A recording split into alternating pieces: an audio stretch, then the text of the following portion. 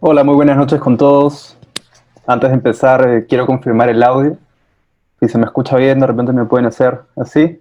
Ok, perfecto. Muchas gracias. De nuevo, buenas noches.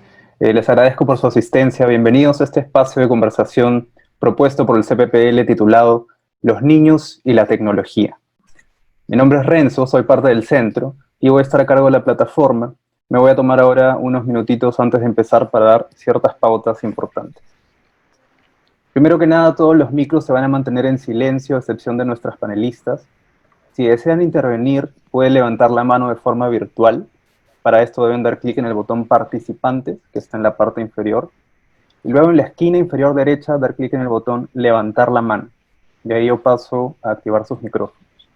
Si están usando un celular, pueden dar clic en el botón más, donde salen los tres puntitos suspensivos, y luego en el botón levantar la mano. O también pueden escribirnos sus comentarios, preguntas, dudas por el chat general. Vamos a hacer nuestro mayor esfuerzo por responder a todas las preguntas, pero como somos varios, sí les pido que intentemos ser breves con nuestras intervenciones. Si no es posible responderles a todos, los invito siempre a participar de nuestros siguientes eventos. Bien, ahora quiero introducir a nuestras panelistas. Ellas se van a hacer cargo del espacio de conversación, la magíster y terapeuta Regina Tagliabue y la magíster y terapeuta Daphne Goussier. Las escuchamos.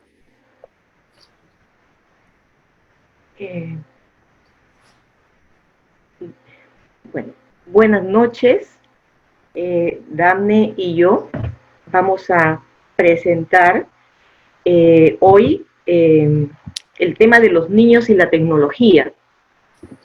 Y de repente, más que centrarnos de inicio en el uso vamos a hacer como una presentación más bien sobre los procesos de desarrollo del niño para que luego nos permita pensar cuál es el lugar de la tecnología haga la redundancia, en el proceso de desarrollo. No sé si Daphne quiere agregar algo.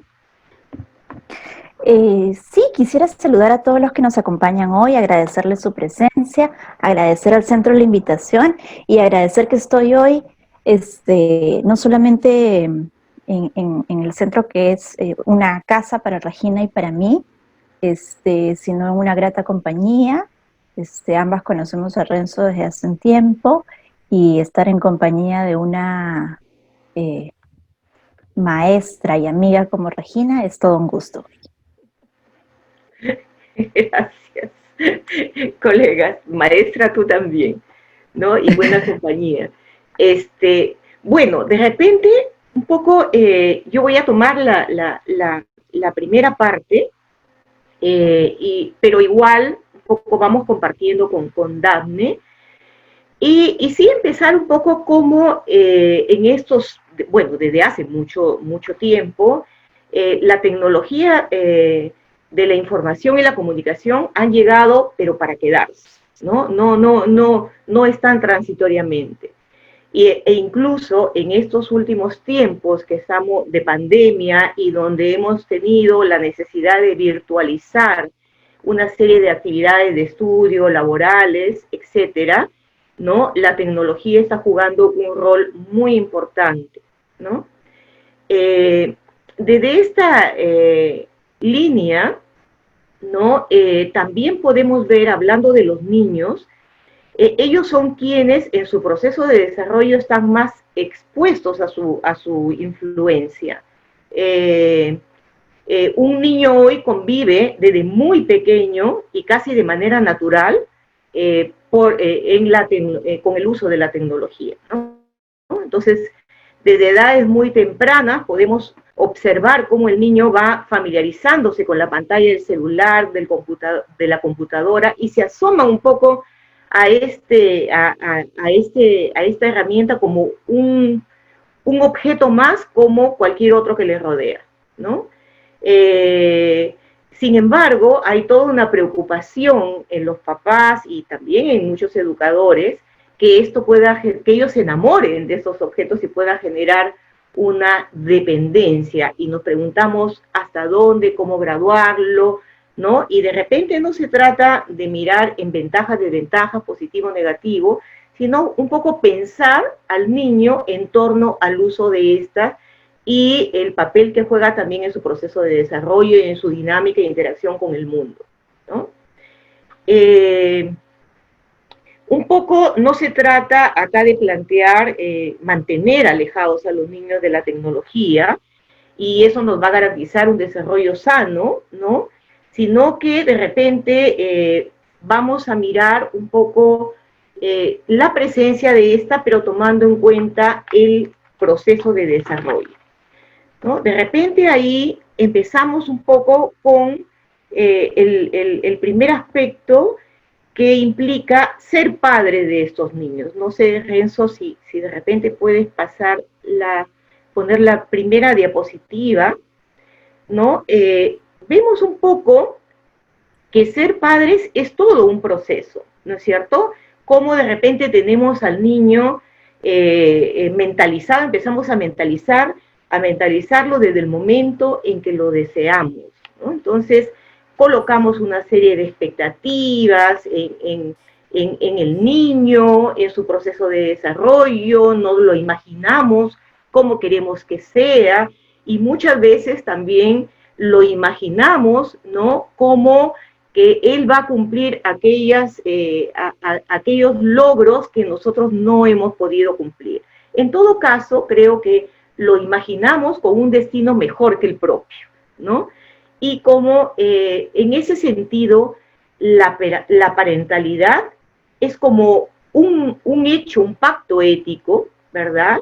Que de alguna manera responsabiliza a los padres como con una voluntad de cuidar y ayudar al niño a crecer, ¿no? La parentalidad es un trabajo de amor total ante el total desvalimiento del niño, del recién nacido, que de alguna manera por sí mismo no se puede sostener, ¿no? Y este acto de amor de la parentalidad es urgente, porque, digamos, es urgente en todo el proceso de desarrollo. Sin embargo, en los primeros momentos del niño se hace muy necesario, ¿no? Entonces requiere de una alianza solidaria entre los padres, implica cumplir funciones compartidas para poder sostener y educar a este niño. Es como que nuestro reto es formar a un niño o una niña de bien, ¿no es cierto?, para que sea un hombre de bien o una mujer de bien en la sociedad.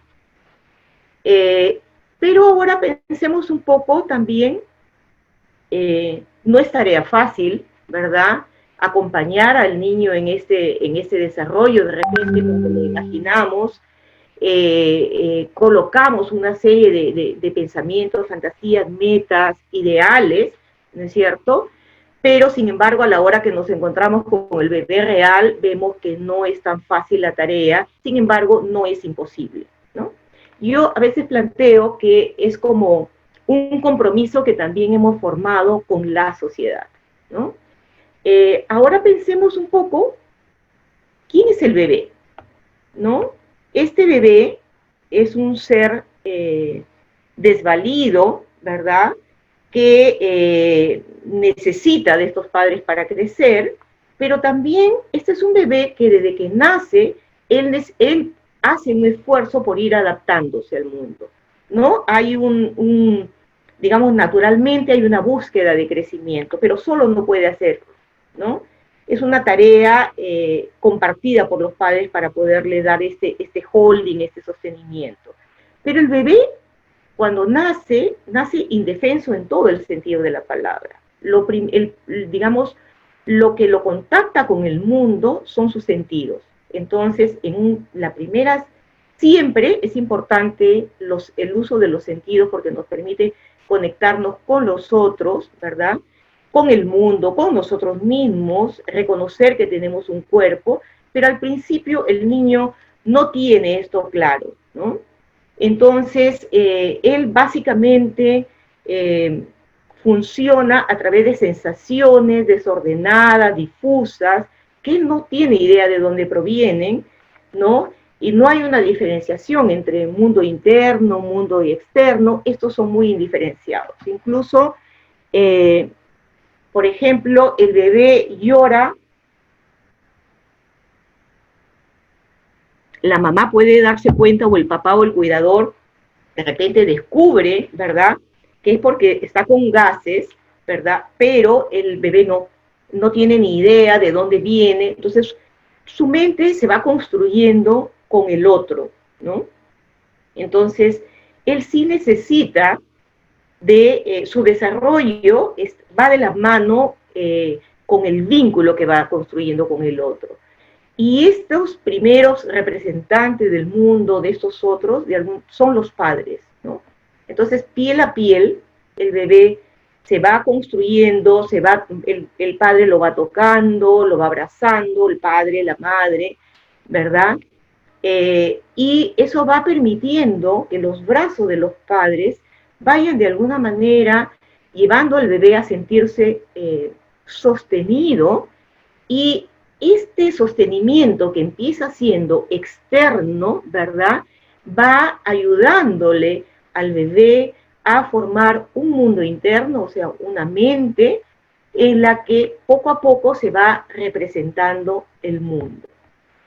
Y también los padres son los que ayudan a que el niño primero pueda tener una representación de sí mismo, ¿no? Entonces lo que sostiene y forma el psiquismo del niño es el vínculo.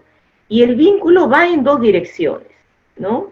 De alguna manera el vínculo va hacia el niño y regresa del niño hacia los padres, ¿no? Entonces, porque se va produciendo una interrelación entre este niño y los padres. Esta cualidad, por ejemplo, no la permite la pantalla, ¿no? Esta cualidad de la relación no la permite un dispositivo electrónico, porque la pantalla va en una sola dirección, distinto al vínculo. Esto me hace acordar un poco, alguna vez presencié una escena en la que había una niña bebita de 5 o 6 meses en la cuna, y había en la época, recuerdo de mis hijos chiquitos, era un elefantito con una musiquita. Esta era una gran pata que tenía voz, ¿no? Y me quedé bastante impresionada como quien hablaba a la bebé era la pata. La mamá prendió la pata y percibía a la niña como de dónde viene eso, ¿no? Entonces, el bebé también va integrando desde el escuchar esta voz sonora de la madre, de quien lo cuida, del padre también, sostenida en un cuerpo a cuerpo. Y esto es en realidad lo que va formando la mente, ¿no? Y va formando la primera noción del sí mismo, que es el yo, ¿no? La piel, los sentidos, pero básicamente la piel, ¿no? Es el mediador entre el niño y el mundo.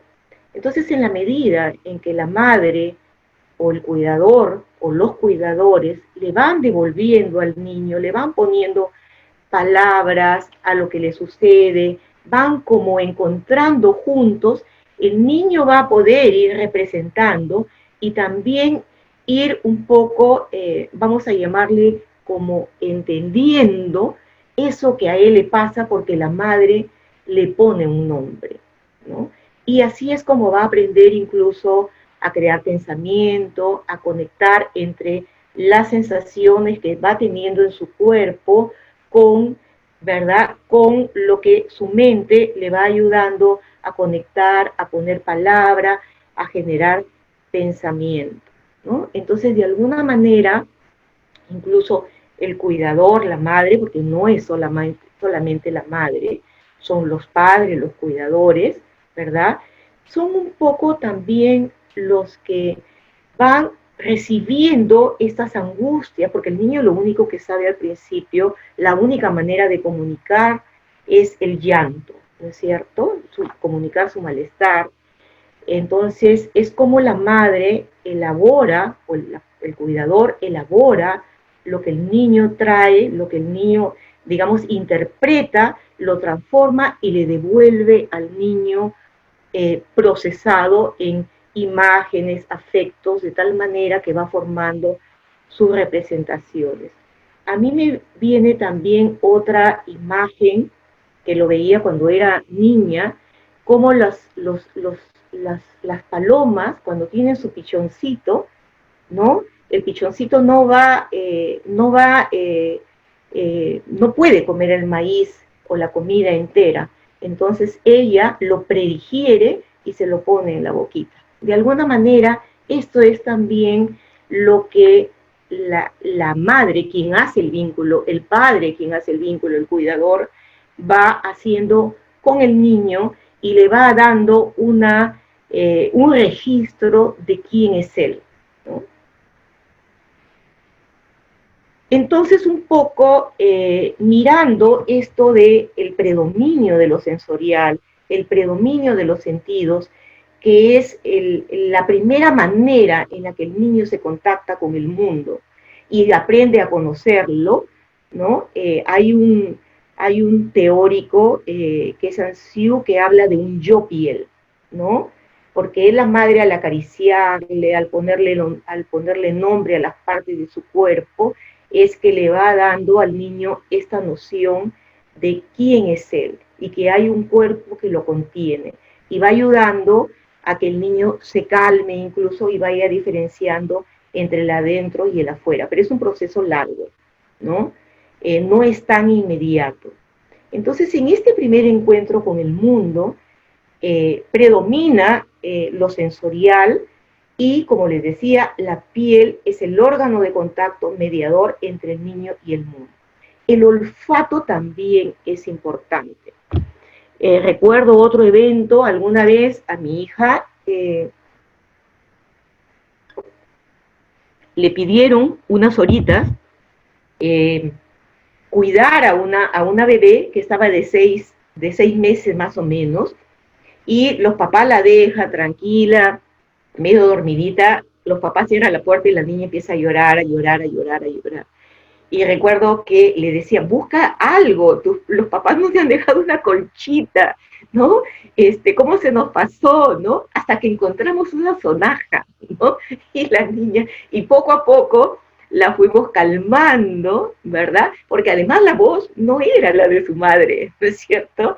Entonces, esta es una prueba de cómo el niño sí va reconociendo poco a poco, pero y así es como va formando el vínculo, ¿no? Uno dice, cómo la madre, cómo el cuidador lee al niño y va entendiendo lo que sabe, ¿no? Y cómo el niño también va reconociendo al objeto familiar, que generalmente el primer, digamos, es la madre o su sustituto, ¿no?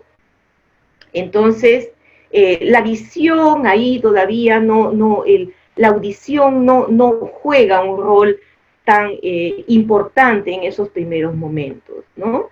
Entonces, en los seres humanos, ¿no? Para todos, ¿no? Los sentidos nos sirven para conocer y relacionarnos con este mundo a través del gusto, la vista, el olfato, el oído, el tacto. En el vínculo amoroso, porque eso después también va a registrarse como una manera muy importante y necesaria con los otros, ¿no? No solamente con la madre, con la pareja, con los amigos. Entonces, ese abrazo, cuando sentimos al otro, a veces no necesitamos la palabra, ¿verdad? Entonces, todo esto es como necesario para el crecimiento del niño y para formar su mente, ¿no? ¿Qué pasa cuando el niño es pequeño? Como él no tiene nada ordenado, no tiene idea del adentro, del afuera, de alguna manera la maduración, porque hay una maduración también neurofisiológica, ¿verdad? Más acompañado del vínculo, ¿no? Esto va, hay zonas en el cerebro que cumplen una función de ir integrando las distintas informaciones. Por ejemplo, si nosotros de repente escuchamos un sonido muy fuerte, nos saca de la realidad un poco. Imaginémonos al niño que no puede entender ni siquiera pararse para buscar de dónde proviene, ¿no? Entonces, un poco en este sentido lo podemos conectar con los aparatos electrónicos. Si la televisión está muy alta, la radio está muy alta, los volúmenes, ¿no? Hace muchos años me trajeron a una niña de 11 meses que se asustaba con la voz del padre, ¿no? La mamá me decía, es que eleva mucho la voz y la niña se asusta, ¿no? Entonces, acá un poco, ¿cómo lo vamos a ligar con este cerebro incipiente en su proceso de maduración, ¿verdad? Poco a poco irá madurando e integrando aspectos más complejos. ¿Qué pasa con un pequeñito, ¿no? Sobre todo en el primer año de vida. Entonces, cuando hay mucha exposición, ¿no? a determinados estímulos, ¿no? Y va creciendo a los 2 años de repente, ¿no? Un poquito más, y esta exposición a un determinado estímulo y no va acompañado de otros para favorecer esta integración, ¿verdad? No le permiten al niño lograr una representación integrada de la realidad, ¿no? Ni de sus experiencias.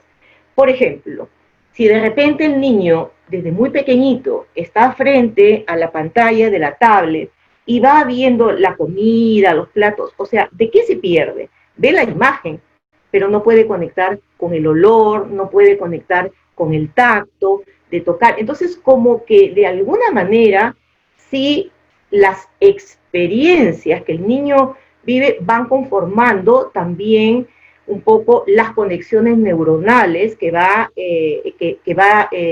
haciendo su cerebro en la medida en que está expuesto, ¿no?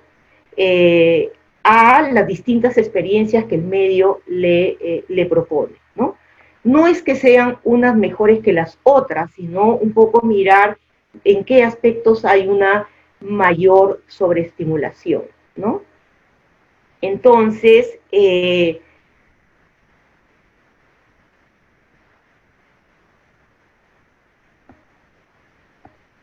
luego también lo que vamos encontrando es que así como el niño necesita los sonidos, necesita el contacto para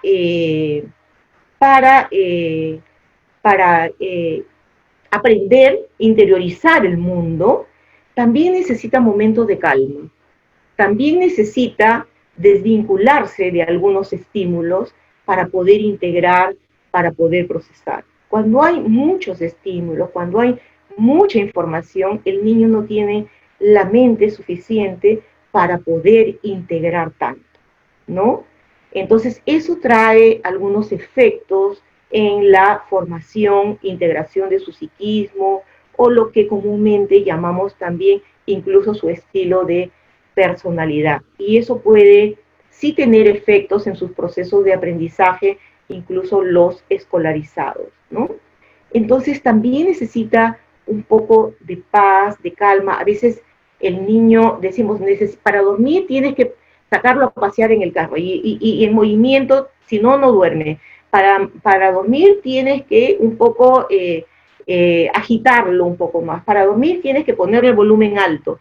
Entonces, de repente, algo por ahí lleva a que el niño se calme, lo pongo entre comillas, pero de repente toda esta estimulación que termina siendo una sobreestimulación y no le está permitiendo esos momentos de calma, también de distanciamiento o de graduación, al niño no le permite una integración de su psiquismo, ¿no? Entonces, en este sentido también, darle una tablet, darle un teléfono en exceso, ¿no? Lo sobreexcitan, lo alteran, ¿verdad? Y lo mantienen también en un estado excesivo de alerta, ¿no? A veces cuando los papás te dicen, no duerme en la noche, y uno le pregunta, ¿qué ha hecho en la noche? Para ver si ha habido estímulos que lo sobreestimulen y le impiden entrar al descanso y poder entrar tranquilamente a un sueño relajado, ¿no? He visto, no es un poco el afán de decir esto es bueno, esto es malo, ¿no? O esto debe ser o esto no debe ser, sino es un poco pensar juntos, es que de repente desde muy chiquitito el niño se le pone el celular para calmarlo. Una mamá me decía el otro día que le pone para comer, ¿verdad? Para que no la moleste, ¿no? Para que no la interrumpa. A veces le deja el celular mientras ella está haciendo otro trabajo, ¿no? Entonces un poco lo dejo ahí suelto para que pensemos, ¿no? Para que pensemos qué pasa, cómo graduamos, cómo estamos, qué tipo de familiarización, qué tipo de vinculación le estamos ofreciendo al niño, esto a la par con un poco este proceso de desarrollo, ¿no? Este crecimiento.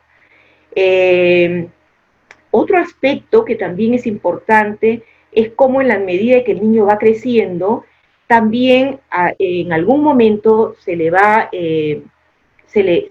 digamos, complaciendo, pero después va la madre o el cuidador, va introduciendo el no hacia los 2 años, va incorporando un poco la frustración también, y también eso va llevando a que el niño pueda aprender, ensayar autorregulaciones, postergar el deseo, la satisfacción inmediata, aprender a esperar, aprender a interiorizar una norma, ¿no? A construir nociones de tiempo, también a separarse, ¿no? A tolerar la frustración de la separación, le apagas el televisor, le retiras el teléfono, etcétera, etcétera, ¿no?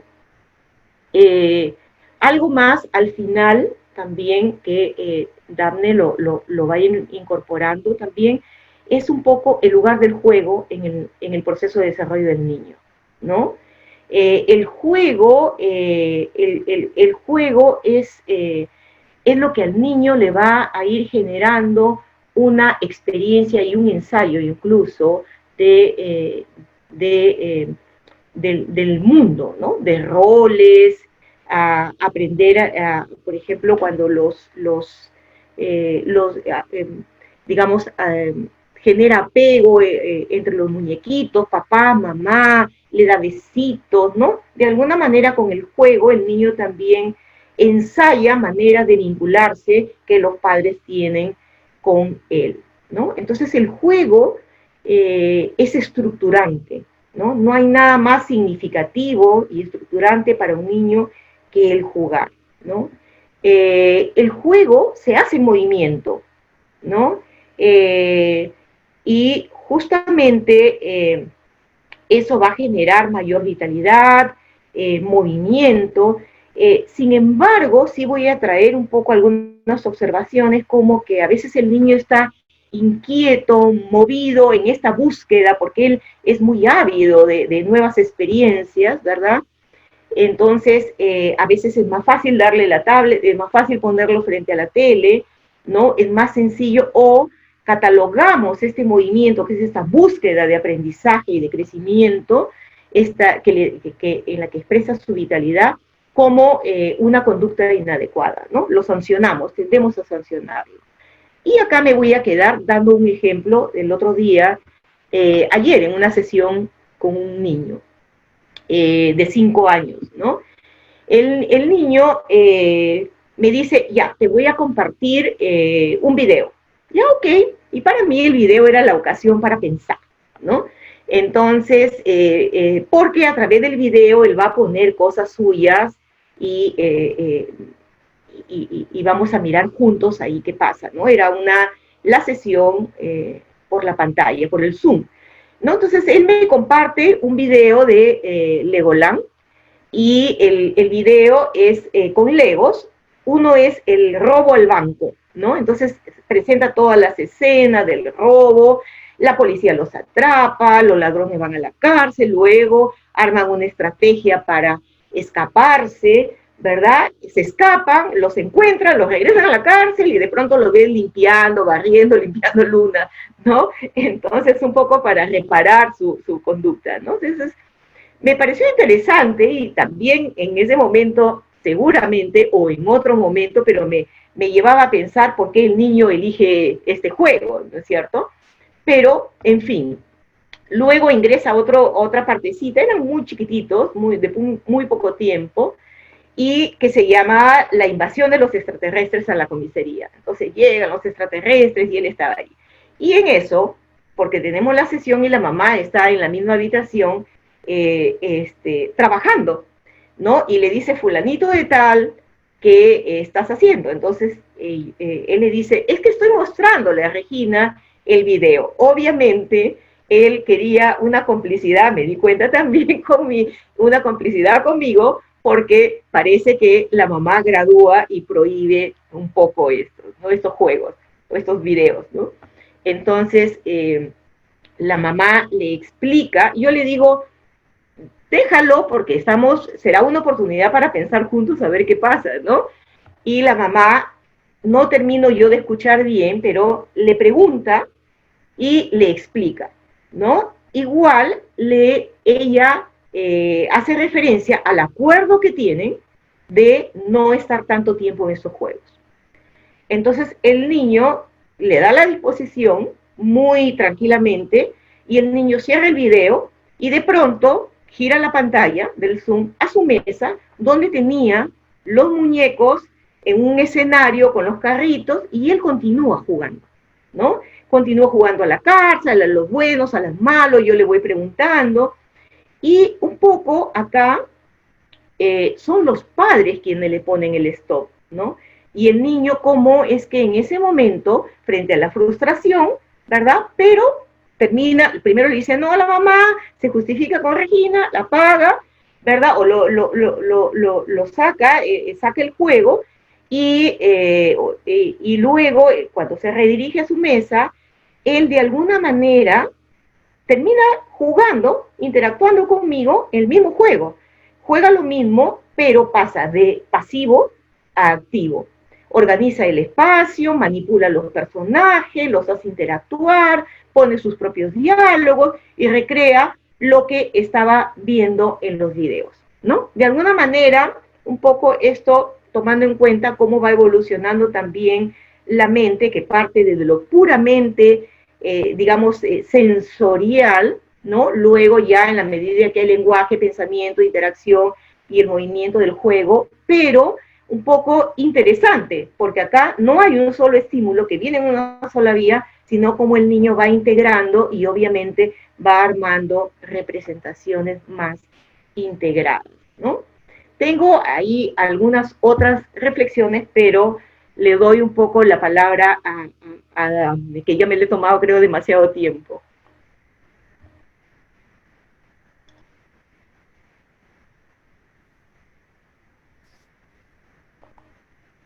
Ok, ahora sí. Sí me escuchan, ahora sí, ya. Bueno, Regi nos ha presentado toda la primera parte relativa, esta parte que me parece muy importante relativa al desarrollo del niño y entonces el impacto de las tecnologías sobre esta etapa inicial, ¿no es cierto?, de desarrollo.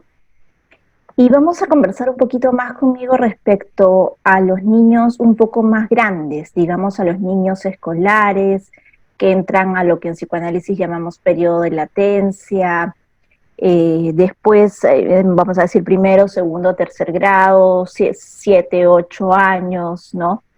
En donde, por ejemplo, ya empiezan a asistir a un entorno que es un poquito menos de estilo familiar, ¿no? Primero, segundo grado, ya no es como inicial. Empiezan a salir un poco más al contacto con el mundo, a relacionarse con otros niños. La casa es importante, pero las relaciones con los que están afuera también empiezan a ser importantes y el mundo social empieza a ser un eje importante también, ¿no?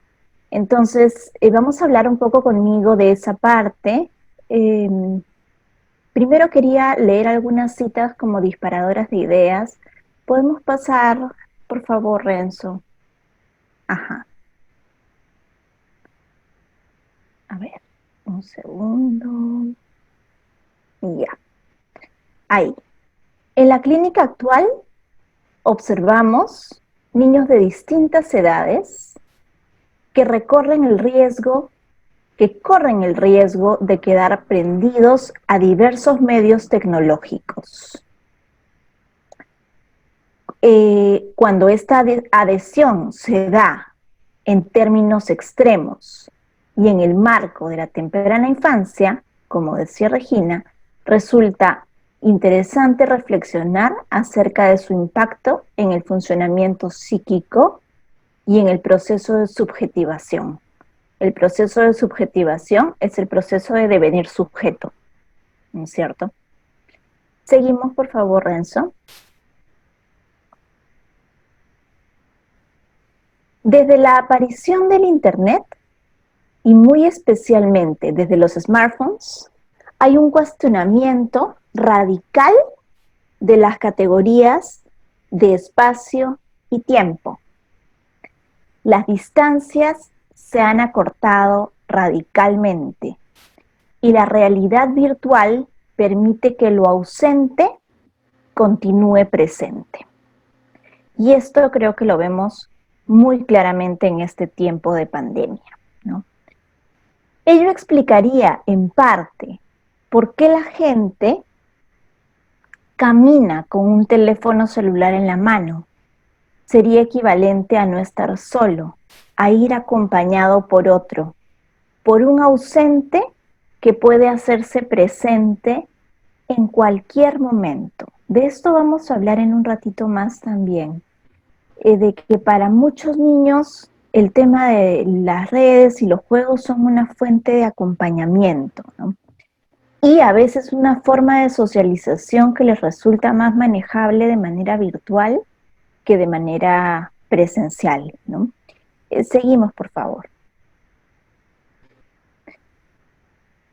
Sin embargo, como decía Regina, hay otros lados, ¿no? La compañía es un lado importante, pero del mismo modo como no podemos tolerar los segundos de espera hasta que la conexión de Internet se establezca y cada vez reclamamos más y más velocidad, del mismo modo como no podemos aceptar que no nos respondan a un mensaje de texto o a una llamada inmediatamente, vemos que algunos niños no pueden tolerar la mínima espera o la espera necesaria para tener lo deseado.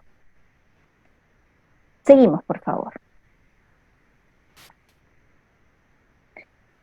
Como habíamos dicho, los criterios de tiempo y espacio, y esto lo tienen mucho más organizados los niños escolares, se ven alterados, ¿no? Hace 30 años, un joven salía y había que esperar a que se decida a llamar por teléfono o regresar a su casa. Ahora los padres pueden localizarlo inmediatamente y no es pensable que salga sin un celular en la mano. En tal sentido, los criterios de presencia y ausencia, de tiempo y espacio, de espera y tolerancia están siendo alterados de un modo radical. Pasamos a la siguiente. Además, creo que este tema de la tecnología nos pone ante un reto educativo muy distinto. El reto de pasar de una enseñanza, pero no solamente una enseñanza escolarizada, sino también en casa, basada en contenidos, a una enseñanza basada en competencias y en capacidades para hacer las cosas, y en desarrollar competencias, habilidades, procedimientos, no solamente contenidos, sino formas reflexivas para hacer las cosas. ¿Por qué? Porque el contenido se trata de aprender a buscarlo y manejarlo, no solo memorizarlo. Hoy, ¿no? Entonces, se hizo innecesario memorizarlo todo. Hoy en día, con la aparición de Internet, la manera de memorizar está cambiando nuevamente. Pensemos, a modo de ejemplo, en la necesidad que tenemos todos todos teníamos de llevar una calculadora de bolsillo, que ya no se hacen cálculos mentales, o que cuando un joven nos quiere contar una pelea con su novia, en lugar de relatarla, nos lee el intercambio de mensajes en el celular. Seguimos, por favor. Además, y esto en el tiempo escolar en el que se van afianzando las cuestiones de identidad, de autopercepción, de autoconcepto y del ideal que uno quiere tener. Es importante porque queda impactado también por los medios, ¿no? Los ideales que los niños y jóvenes tienen,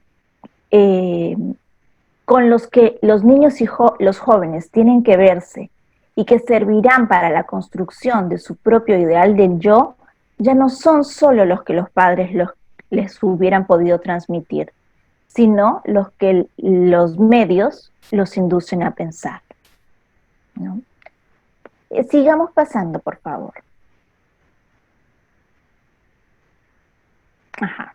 Ahí tenemos algunos chistes que nos van a hacer entrar muy en contacto con lo que vivimos día a día, ¿no? La primera dice: cuando yo hablo con mis hijos quiero que me miren cara a cara. Bien, ¿y cómo lo lograste? Así, mira, hola hijos, hola mamá, a través de la tablet, ¿no? En el otro le pregunta: ¿qué edad tiene tu papá? 30 AI. AI, sí, antes del internet. Seguimos bajando. Aquí un padre preocupado le dice: Agustín, a veces siento que la distancia generacional nos separa, ¿no? Y Gaturro dice: papi con su hijito, qué tierno. Por eso me gustaría saber más sobre tus cosas, tus inquietudes, tus anhelos, tus hobbies, tus ídolos. Qué linda escena familiar. Quisiera saber más sobre ti. ¿Entiendes, Agustín? ¿Cómo no, papá? Cuánto amor, qué dulce. Todo eso que quieres lo puedes encontrar en www.agustin.com. Muy bien. Espérenme, que ahí no leo nada. Un ratito que lo tengo que ver del original porque ahí no leo nada. Ya. A ver. El hijo le dice: mira, pa, en mi iPod puedo escuchar música, MP3, ver videitos, conectarme vía Bluetooth con el celular. En la compu te podés conectar con Wi-Fi wireless y bajarte ringtones, wallpapers, juegos, música y ver la última PlayStation, chatear con tus amigos, jugar online, pasarnos el Messenger, navegar por sus blogs, los foros, hasta hacer podcasting, sacar fotos digitales. ¿Qué es esto, papá? ¿Qué está pasando? Nada, hijo, y esa separación es la brecha generacional. Y por último, esto que decía Regi que pasa a veces, ¿no? Mamá, quiero ver YouTube, Netflix y jugar con tu celu. No, Agustín, no. Mamá, ¿qué? ¿Cómo nacen los bebés? Y de pronto está viendo Netflix, YouTube, Instagram, TikTok y demás, ¿no? Porque es más fácil que tramitar algunos asuntos emocionales y comunicacionales, ¿no? Listo. Yo creo que podemos ya cerrar este PPT, Renzo. Gracias. Ok. Bueno, entonces quería compartir con ustedes algunas ideas porque creo que hay que ver los múltiples ángulos del tema de la tecnología. Obviamente, como cualquier cosa, ¿no? Como muchas cosas, nos ofrecen muchas posibilidades y también nos ofrecen muchos riesgos, pero creo que es así como muchas cosas, ¿no?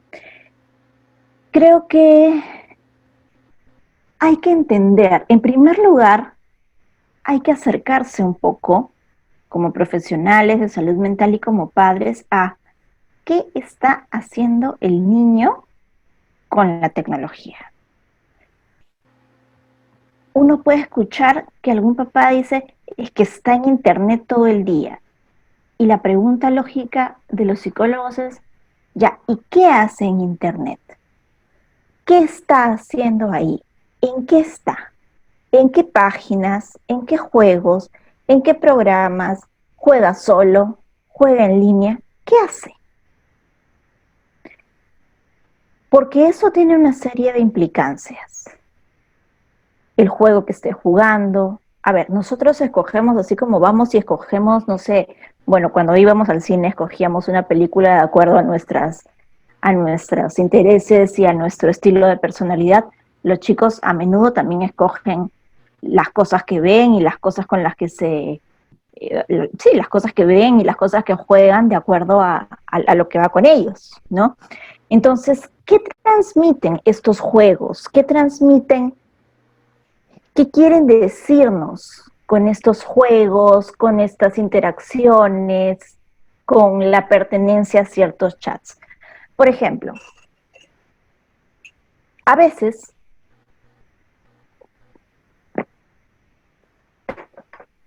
he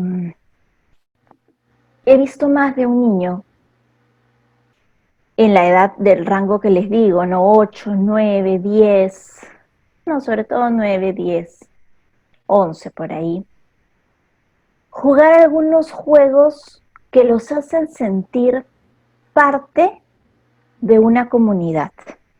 Y entonces la función para ese niño del juego puede ser una necesidad, satisfacer una necesidad de pertenencia. Es decir, compartir un código con sus compañeros, hablar de lo mismo. Y en ese sentido, ir haciendo un movimiento de independencia porque los compañeros van pasando a ser como un grupo importante. Es como, a veces, me parece que este tema es como cuando estamos, no sé, en época de mundial y los chicos y chicas llevan su álbum al colegio para intercambiar las figuritas y entonces todo el mundo o muchos saben respecto a la selección de aquí y de allá y de la figurita tal y la figurita cual, y aún quien no tenía idea y no le gustaba el fútbol, de pronto está en algo en lo que todo el mundo está, que tal vez es un movimiento más como prepuberal, puberal, adolescente, sí, en la pertenencia al grupo, pero la sensación, la necesidad de pertenecer, creo que es universal. Entonces, por ejemplo, muchos chicos juegan Fortnite. No saber qué cosa juega Fortnite te deja un poco afuera, ¿no? Al menos tener una idea de cómo es, o sea, ok, hay gente que está más prendida que otra, pero a veces es una necesidad de pertenencia y un código compartido. A veces, sí, es cierto que nosotros estamos acostumbrados a que la gente salía a jugar la pichanga y en el parque, pero sobre todo en pandemia, los chicos se encuentran en la plataforma de Fortnite para ver la siguiente temporada y para ver los cambios que ocurrieron. Y luego, en vez de irse a la bodega a tomar una gaseosa después del partido, se ponen a comentar por chat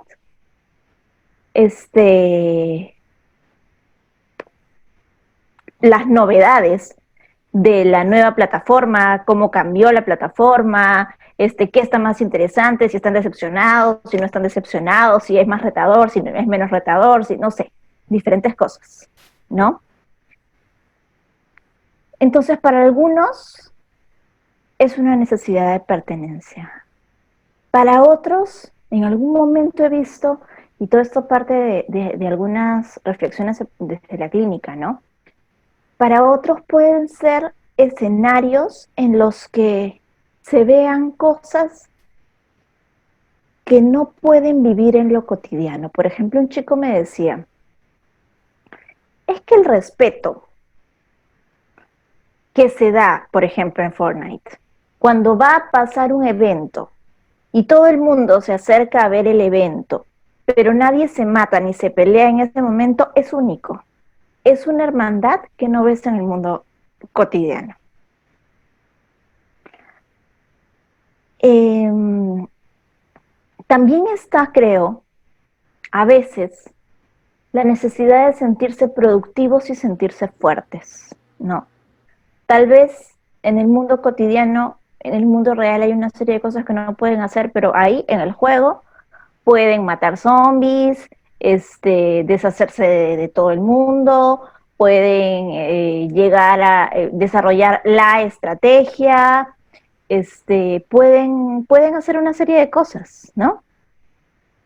Pueden compensar una serie de cosas, eh, compensar una serie de cosas que en lo cotidiano tal vez no se podría.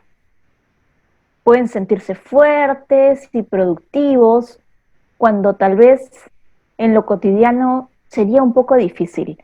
También es cierto que esa edad, 8, 9, es un tiempo de fortalecimiento de reglas. Entonces, en los juegos habituales vemos la introducción de reglas, ¿no? O sea, es más, eh, vemos con más frecuencia los juegos de reglas, ajedrez, damas, ludo, no sé.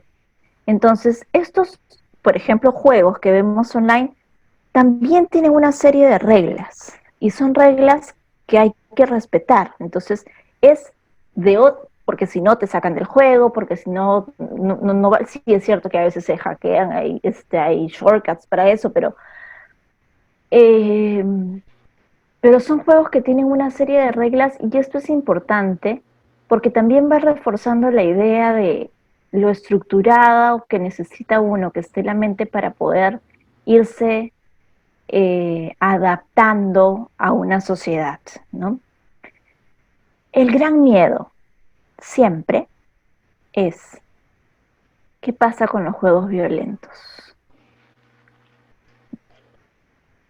Y realmente yo estaba leyendo y no hay una respuesta certera respecto a qué fue primero, ¿no? El huevo o la gallina. O sea, el chico busca algo violento para, a través de la imagen, de jugar y de matar miles de zombies, descargar la cólera que ya tiene, o, o eso, esa sobrecarga preocupante a veces de imágenes violentas, lo sobreestimula y lo deja como muy tenso, muy irritable, muy tenso. Yo creo que no necesariamente son excluyentes. No podemos dejar de lado tampoco la idea de que a veces en las plataformas los chicos pueden hacer cosas que no podrían hacer en lo cotidiano, ¿no? Y entonces pueden mostrar la cólera que no podrían mostrar en lo cotidiano. Eh, a veces es una vía de comunicación. Por ejemplo, en este tiempo, quitarle el celular como castigo a un chico, no sé, casi adolescente, es tremendo. Lo sienten mucho más fuerte que en lo cotidiano porque esa es su única vía de comunicación hoy, ¿no es cierto? Las redes son su única vía de comunicación con el exterior, y si no quedan atrapados en el mundo familiar, que es importante, pero que no es lo único, que también necesitan salir a un mundo de amigos, de profesores, de educación, ¿no? De distensión social. Ahora, ¿qué pasa? ¿Qué pasa cuando hay un exceso? ¿Qué pasa cuando eso lo es todo? Ahí yo creo que tendríamos que analizar si eso es síntoma de algo. ¿Qué función está cumpliendo, por ejemplo, ese videojuego? ¿Está distrayéndolo como si fuera un sedante? ¿Está activándolo porque normalmente estaría letargado? ¿Está siendo la vía para comunicarse porque en lo cotidiano no se puede comunicar? ¿Está haciendo eso que le impide pensar en las cosas que le duelen o psíquicamente o que no puede hacer? Entonces creo que antes de pensar simplemente, bueno, restringimos y ya, que claro, por supuesto, quedará obviamente a decisión de los padres, o sea, además de eso, hay que pensar por qué está tan pegado, por qué está jugando. O sea, esto es un síntoma, una señal de qué, como cuando uno, no sé, toma en exceso, fuma en exceso, come en exceso, es una señal de algo, de algún tipo de ansiedad, algo. Igual cuando uno está pegado en exceso a algún medio tecnológico, ¿no? Pensaba que a veces, y de ahí la importancia de estar en contacto con qué hacen los niños. Una niña compartía su pantalla conmigo el otro día en un juego de Roblox, en una sesión, y me mostraba el cuarto que había construido en la plataforma, ¿no? El closet de la muñequita que era su personaje, la piscina donde practicaba natación en su colegio, la clase que le tocaba. Y es curioso porque ahí, por ejemplo, ella me decía que que ya era hora de ir a dormir y que esa era su cama y era una cama inmensa, pero ella dormía sola. Y en la vida real ella no duerme sola. En la realidad, ella, eh, digamos, ya podría estar en tiempo de dormir acompañada, necesita dormir todavía con su mamá.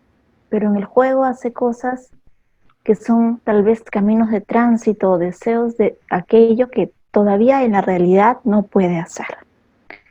El tema de acompañarlos, creo que hemos visto transversalmente en todo lo que ha mencionado Regina y lo que he mencionado yo, que el tema de acompañarlos a ver qué es lo que están viendo y cómo están usando la tecnología es fundamental. Por ejemplo, con esta misma niña con quien estamos trabajando online, quería que yo estaba haciendo un dibujo en físico y ella estaba haciendo un dibujo en físico y nos queríamos mandar fotos de los dibujos. Entonces le dije, ¿por dónde te la mando? Y me dijo, por Messenger Kids, porque mi mamá acepta a mis contactos en Messenger Kids. Entonces, eso implica que su mamá tiene una cierta seguridad de con quién está hablando, ¿no? Y y ella sabe perfectamente que su mamá desde su dispositivo va a ver quiénes son los contactos, ¿no? Esto versus un niño al que vi hace mucho tiempo, ¿no? No están los juegos de hoy, pero sí habían tablets, y era un niño que estaba muy solo. Incluso era muy difícil para mí tener sesiones con los padres. Solo me reunía con la abuelita porque la mamá no vivía con ellos y el papá estaba siempre muy ocupado. Y era un niño más bien tranquilo, que no se defendía mucho, a quien le costaba hacer algunas cosas en el colegio, tenía 7 años y un día me trajo la tablet para mostrarme lo que hacía, trajo la tablet con permiso de su abuelita para poder ver los modelos de Plantas versus Zombies y dibujarlos. Pero entonces me enseñó también un juego cuyo nombre no conozco, pero que en ese momento me dejó impactada. Era una cosa súper peculiar.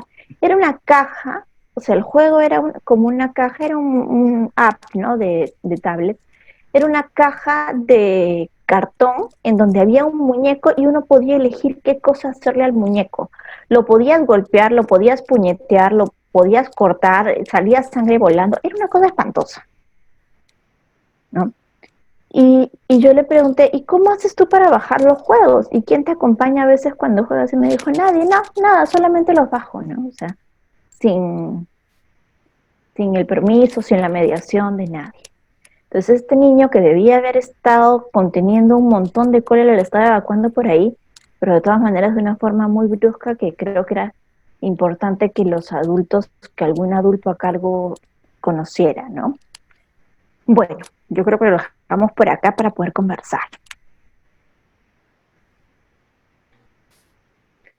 Un poco, Dante, de repente, en lo que tú has planteado, te escuchaba y me hacía pensar cómo, digamos, no se trata de que si son buenas o son malas las tecnologías o el uso que hacemos de ellas, sino un poco que tú lo has planteado es un poco qué lugar, qué espacio cumplen en nuestra vida, ¿no? Entonces, como cualquier otra experiencia, por lo menos así veo el tema del uso de los videojuegos, de la tablet, ¿no? Si solamente es lo único que hacemos, lo único con lo que nos contactamos un poco, sí es importante entender dentro de lo que tú dices es qué pasa, ¿no? ¿Qué pasa con el niño? Porque de repente a través de eso él nos está comunicando algo. Así como el bebé chiquito no tiene palabra, digamos,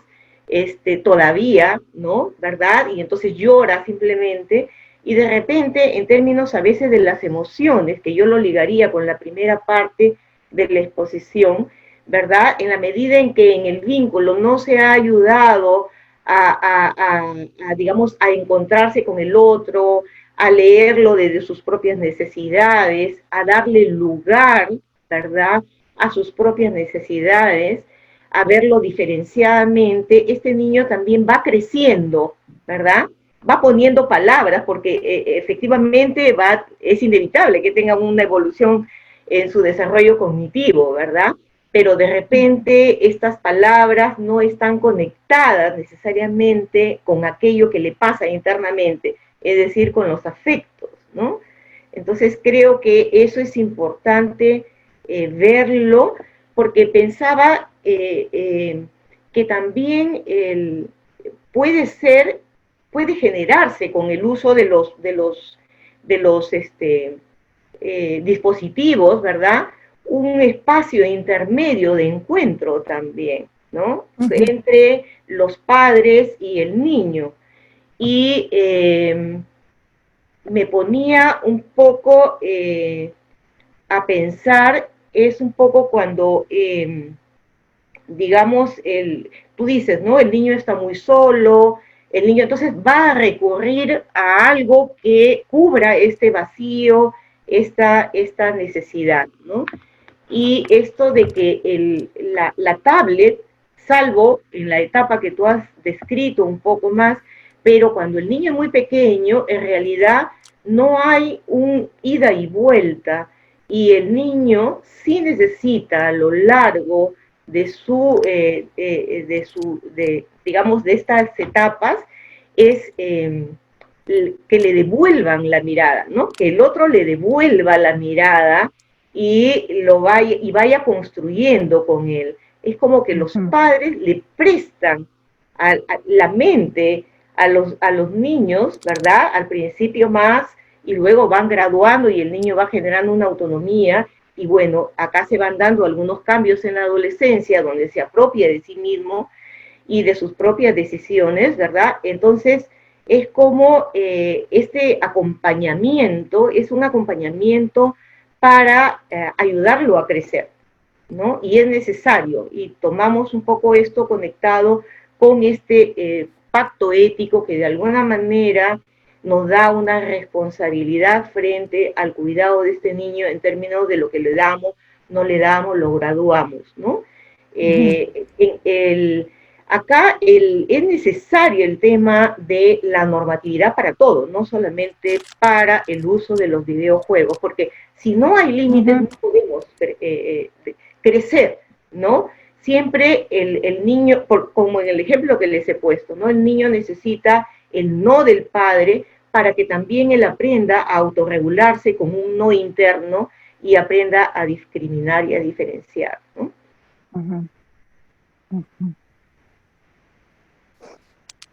De Ahí, repente hay un poco, no sé, o preguntas, ¿no? sí, yo quería referirme específicamente a una que estaba leyendo que es bien importante global también. Es una pregunta muy típica, muy, muy importante y difícil de contestar. A ver si podemos, Regi. ¿A qué edad es recomendable que un niño use por primera vez un celular?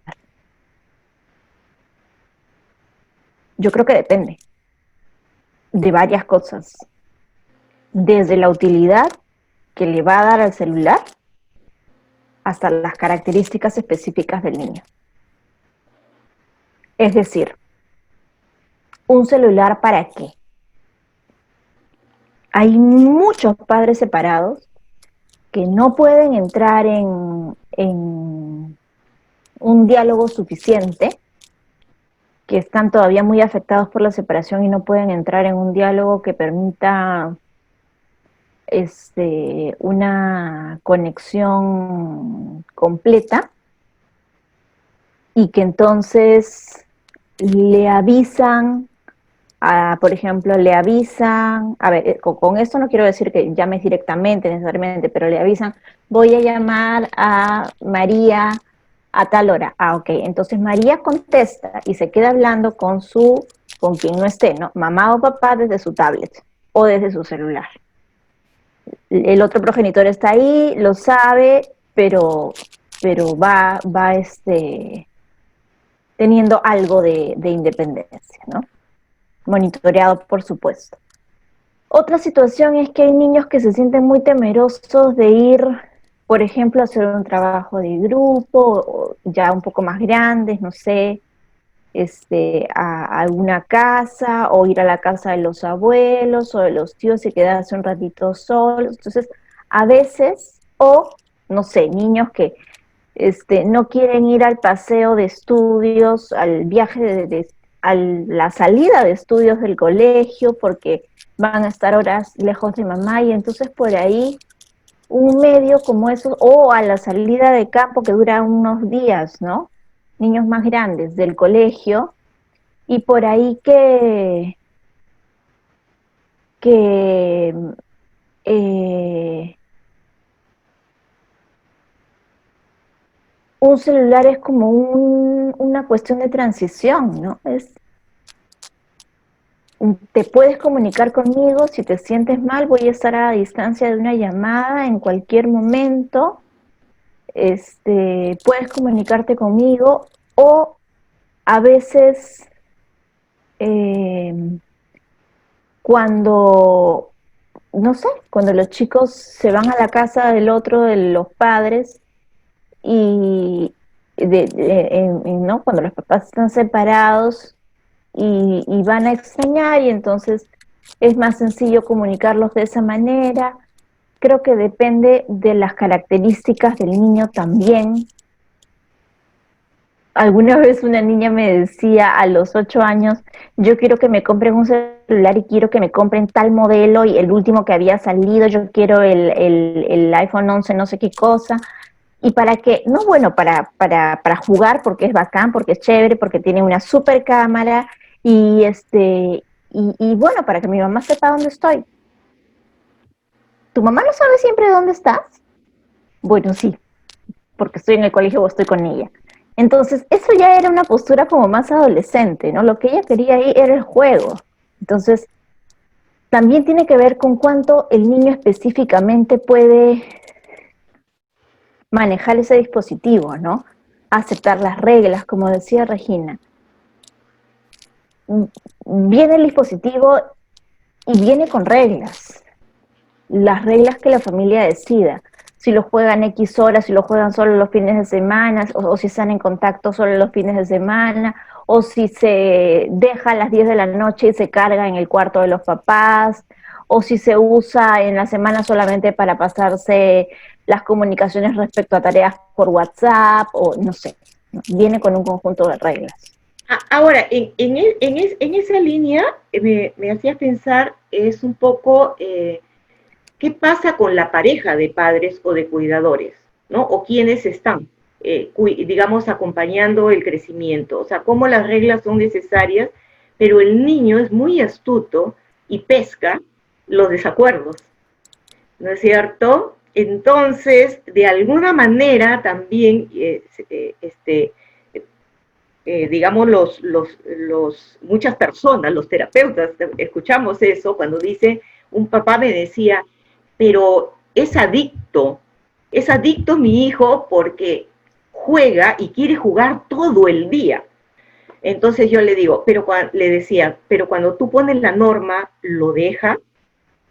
Sí, pero es adicto porque quiere jugar todo el día. Digo, los niños van buscando el continente, la norma les da un continente, ¿verdad? En eso, a veces cuando no hay acuerdo de los padres, no se puede regular y el niño usa también esas circunstancias, ¿no? Eso es importante tenerlo en cuenta. En lo que Dan me decía, desde cuándo un niño, por ejemplo, se le puede alcanzar una tablet, yo había recogido algunas investigaciones y entonces decía cómo recién a partir de los 2 años es que se podría empezar a familiarizar a los niños gradualmente con una tablet, un teléfono, ¿no? Y recién entre los 2 y los 5 años es un poco, la prioridad es el juego y el ensayo, porque en el juego entienden el mundo, expresan, ¿no? Y pueden manipular, como el ejemplo que les he puesto, ¿no? Entonces pueden manipular, desarrollar creatividad, proyectar situaciones y si bien no es que sean, digamos, digamos, están malas las pantallas, en el uso de las pantallas, creo que también no puede sustituir a otros espacios de desarrollo del niño que son súper importantes, ¿no? Y algo también que quiero agregar es un poco cómo toda experiencia y la que nos convoca, que es la conexión con los aparatos electrónicos y los juegos, digamos, es una oportunidad para desarrollar un pensamiento crítico en el niño. O sea, en lo que tú, Dane, decías, ¿no? Si yo sé lo que ve mi hijo, si yo lo acompaño, juego con él, ¿verdad? De repente voy a ayudarlo a que él pueda darse cuenta de cosas que todavía no, porque está muy pequeño, porque yo le estoy prestando mi mente, ¿no? Y él poco a poco me va a ir dando su opinión, no como lección, sino él mismo, porque de repente lo que el niño ve en las pantallas, si solamente, digamos, si se queda sin supervisión o lo ve indiscriminadamente, él va a asumir que así es el mundo, ¿no? En este juego que traje de Legoland, el robo, se escapan, regresan. Si no hay un acompañarlo en pensar con él, no vamos a generar un pensamiento crítico, como para que el niño pueda ir diferenciando en la medida que va logrando su proceso de autonomía. Yo creo que eso es bien importante. Y acá un poco, el otro día una niña, por alguna razón, de ella y de su historia y de la sesión, que no viene al caso mencionar, me convocó a una serie Herederos, ¿no? Que me pegué, no solo yo quedarme pegada, ¿no? Pero me quedé en la serie y me permitió entender cosas de la niña en términos de lo que había llevado a la sesión, pero cuestionarme los vínculos, porque es de un grupo de adolescentes, es una serie coreana, ¿no? Cómo cuando el adolescente termina siendo sumiso, o sea, el mirar y generé un poco compartiendo, digamos, a compartir mi opinión con mi esposo o con mi hija, ¿no? Al final mi hija se sumó a verlas juntas y miramos una serie de cosas que de repente eso puede ser una oportunidad, no solamente para entender qué nos trae el niño como mensaje, sino también para conversar y un poco pensar sobre el mundo y las relaciones, ¿no? Bien, solo recordarle a los participantes que también pueden levantar la mano de forma virtual. dando clic en participantes y luego en la esquina inferior derecha en levantar la mano o por el celular con el botón más en los 3 puntitos suspensivos. Tenemos algunas preguntas aquí en el chat, no sé si desean que las vaya leyendo. Ajá. Ujú.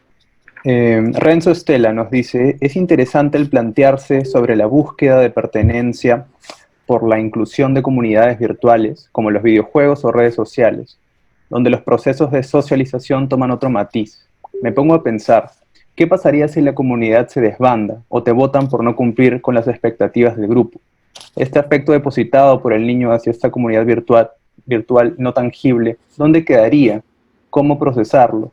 ¿Buscará impulsivamente otro grupo?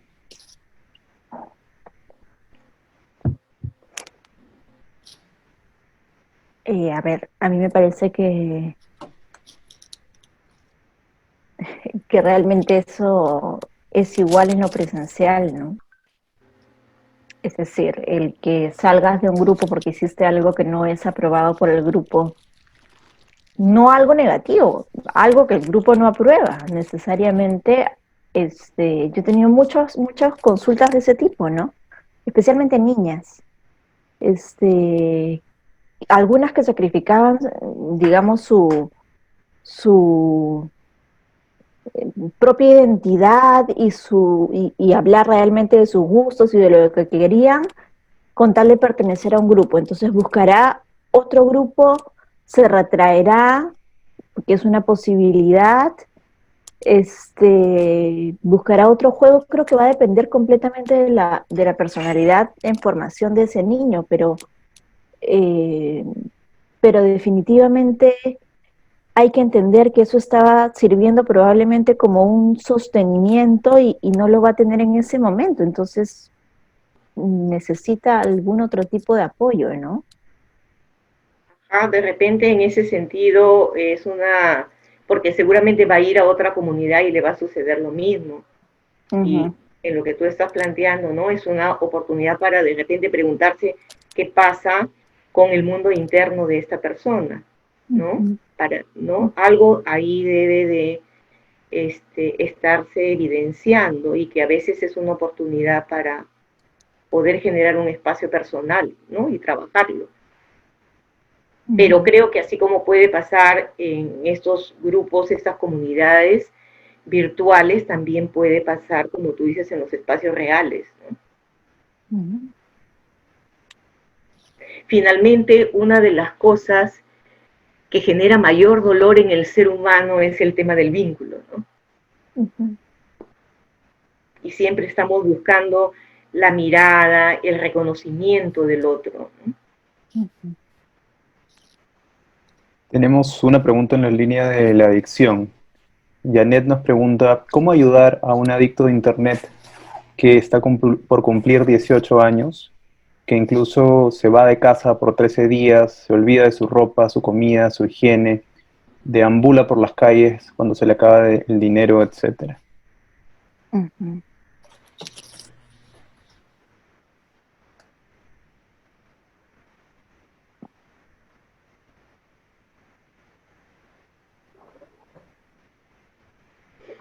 Ahí pasa algo más, ¿no?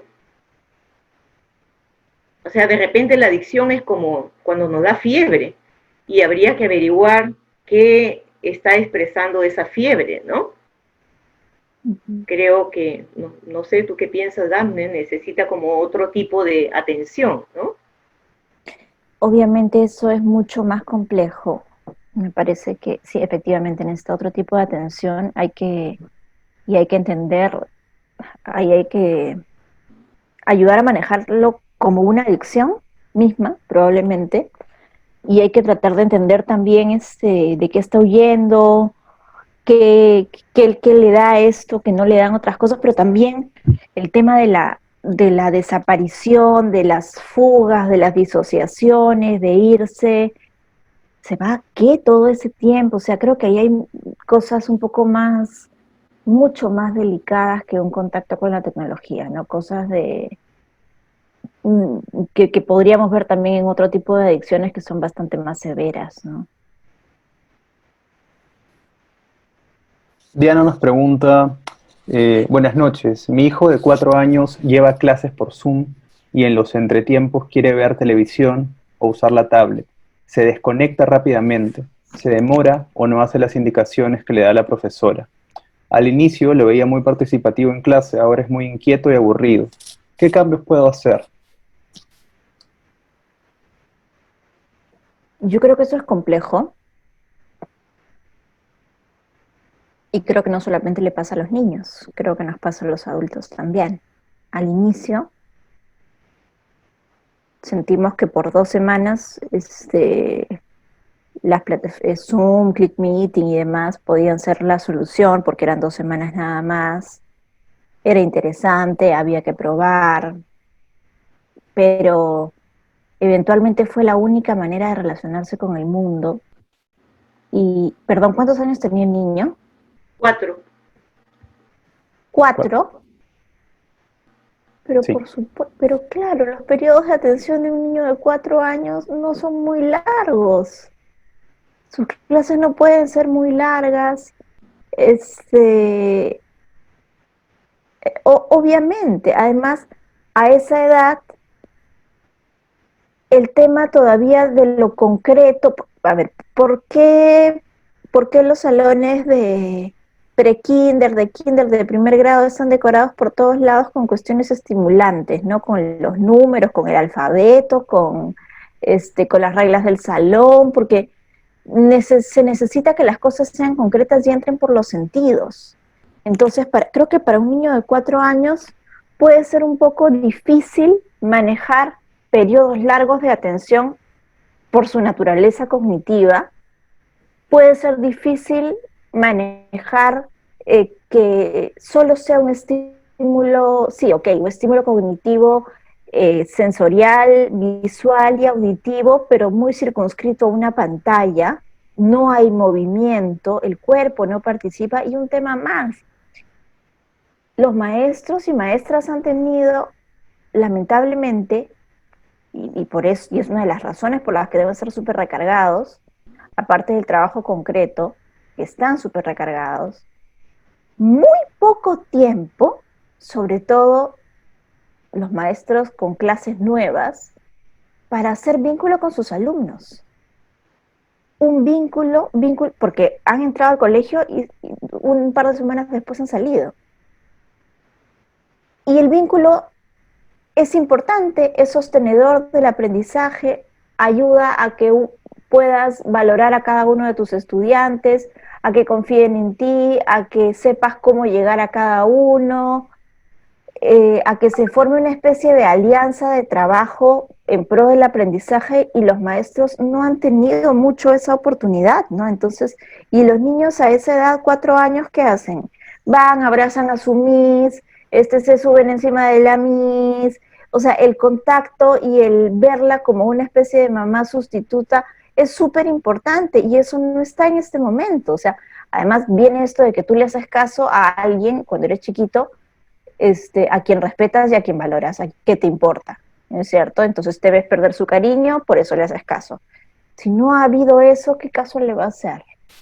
Es difícil, pero aún así, por ejemplo, pasa muchas veces en padres separados. Mi hijo no quiere hablar mucho tiempo conmigo por pantalla y dice, hola mamá, hola papá, sí, mira, estoy jugando, hablo contigo más tarde. Porque, como decía Regi, se siente como algo que no va, que va un poco de un solo lado, ¿no? O sea, que no se siente tan cercano como se necesitaría a esa edad. Entonces, me parece muy normal Claro, que una niña de 4 años se canse, se aburra, no, por supuesto. y además en nosotros los adultos, ¿no? O sea, Daphne y yo enseñamos en la universidad, y cuánto nos ha costado conectarnos, hacer vínculo con los alumnos, ha implicado mucho, mucho esfuerzo. Digamos, nosotros desde el rol como adultas, digamos, y porque los chicos, además, así como muchos de ustedes están sin el video, ¿verdad? Los chicos no ponen el video. Entonces, un niño pequeñito, cada niño también tiene su propio proceso, ¿verdad? Y de entender de qué se trata, de entender, de pronto ve a cuadraditos, cuadraditos sus compañeros, como dice Dante, no ve el cuerpo del niño, ¿no?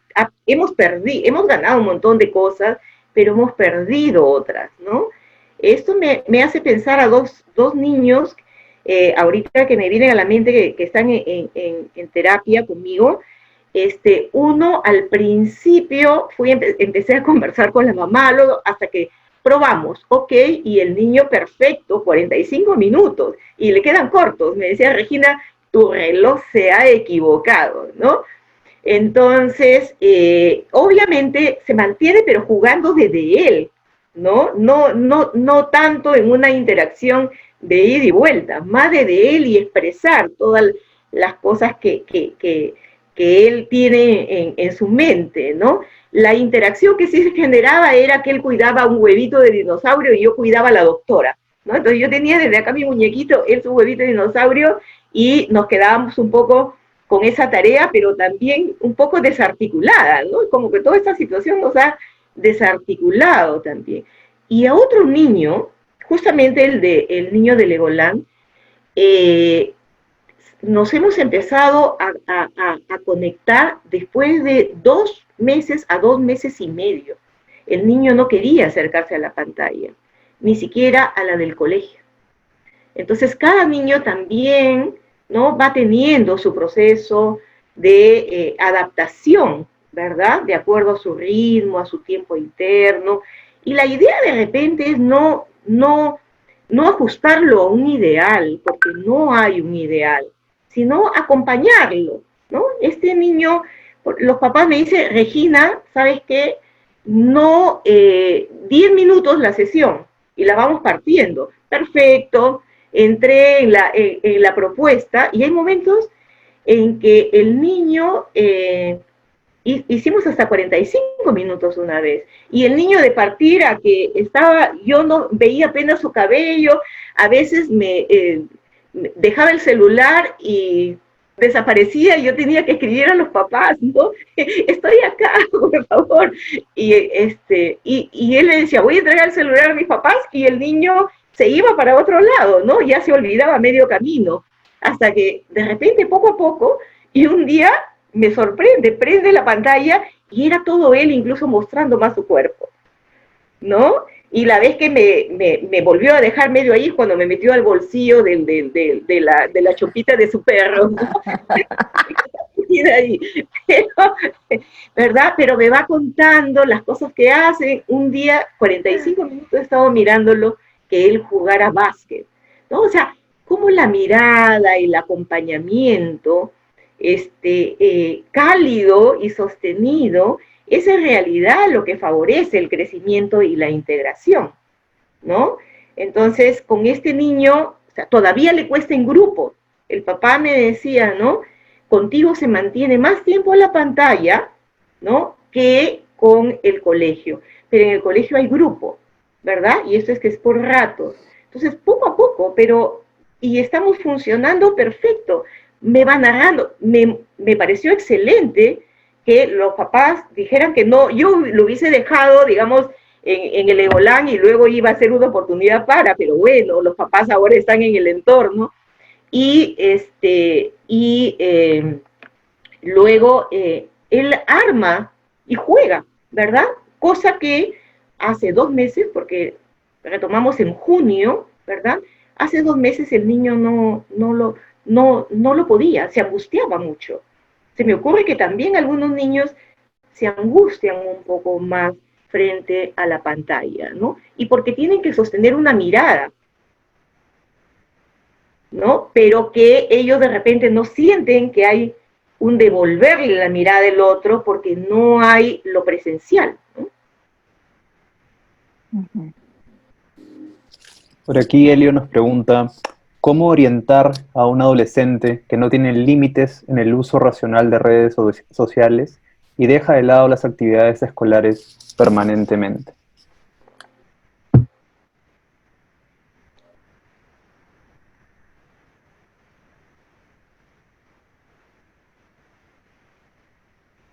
Creo que ahí habría que pensar qué está pasando, ¿no?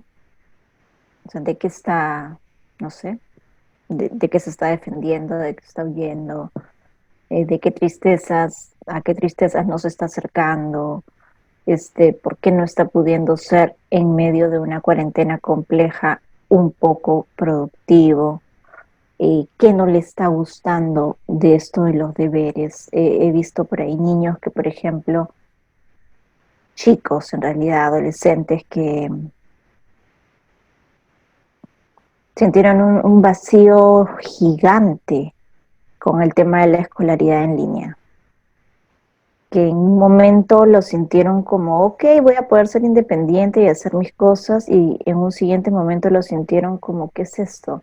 ¿Por qué están tan exigentes? ¿Por qué está el colegio tan en una línea de complacer a los padres y de presionarnos a nosotros? Me dijeron que íbamos a hacer trabajos en grupo, no estamos haciendo nada en grupo.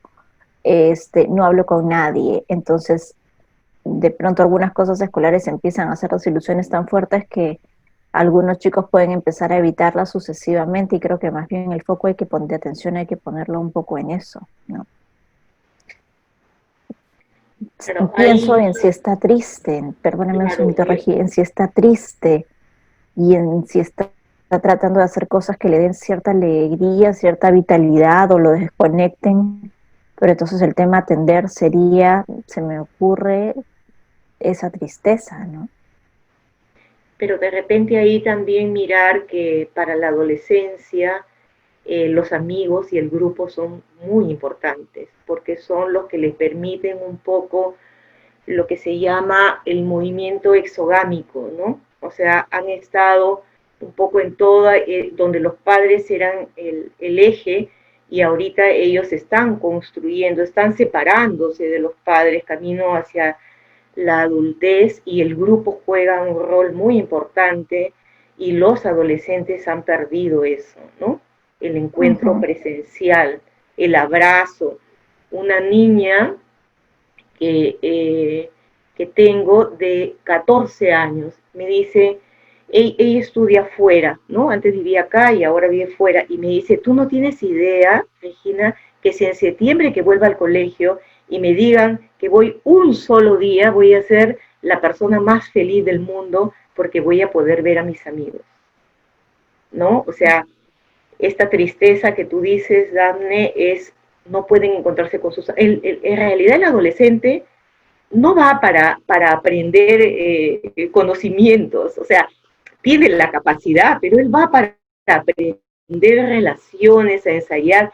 El grupo es muy, muy, muy importante para los niños latentes digamos, dentro de lo que corresponde, pero para el adolescente es una cosa de vida o muerte, el grupo, el amigo, ¿no? Un Ujú. adolescente me decía el martes, se ha encontrado con 15 años con el enamorado recién el fin de semana pasado. Entonces ella había estado en dudas de que si ya no iba, porque de repente había perdido el afecto, y me dice, Regina, lo encontré, lo miré y volví a sentir lo mismo, ¿no? Entonces, como el encuentro corporal, el encuentro físico genera otras sensaciones internas, corporales, pero que se vinculan con el afecto, ¿no? Ujú. A ver, quería ver si podíamos, son varias preguntas, no sé si podemos, Renzo, eh, por un lado leer una que es como muy actual, a ver, permíteme leerla y luego agrupar algunas preguntas que hablan sobre autismo. Fernando Moreno dice, en un contexto como el de Fortnite, ¿no es este un nuevo patio de juegos donde los skins de cada uno es como la ropa que cada uno tiene y las habilidades que hacen que uno tenga cierta imagen que debe ser respetada y defendida? ¿Cómo socializar saludablemente, o es posible socializar saludablemente en este espacio que termina siendo hoy el único al que tienen acceso en días de pandemia?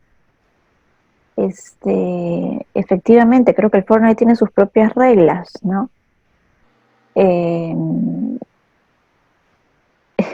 es a ver, en el modo clásico creo que es como la supervivencia del más fuerte, ¿no? El que queda en medio de los 100, el que va atravesando obstáculos, el que sobrevive a una tormenta que va siendo cada vez más cerrada y cerrada. Entonces es el nuevo alfa, ¿no? El nuevo con poder, el que uno desarrolla una manera de luchar, una especie de identidad. Entonces, ¿puede ser un nuevo espacio de socialización? Me parece que sí, con todas las reglas que implica eso que tiene que ver y con lo que Regina hablaba al inicio, con la parentalidad que coloca estas normativas, estos frenos, estos cotos de cuánto tiempo juegas, en qué contexto juegas, qué días juegas y todo esto, ¿no? Luego hay una serie de preguntas relacionadas al tema del autismo. No sé si podemos abordarlas un poco, Renzo. Dafne, de repente, Sí, disculpa. lo pongo en primer lugar, o antes, perdóname, esto, Milena plantea que en su casa, es la abuelita y en casa Sí. dos gemelas de 2 años que amanecen y anochecen con la televisión, dice. Soy la abuela, quisiera quitarles esa costumbre, les pongo música y no pongo nada para que jueguen, pero inevitablemente regresan a pedir la TV. ¿Qué más puedo hacer? Porque pasan muchas horas conmigo y la niñera. El niño siempre va a pedir, va a pedir, va a pedir, va a pedir. El niño es insaciable, ¿no?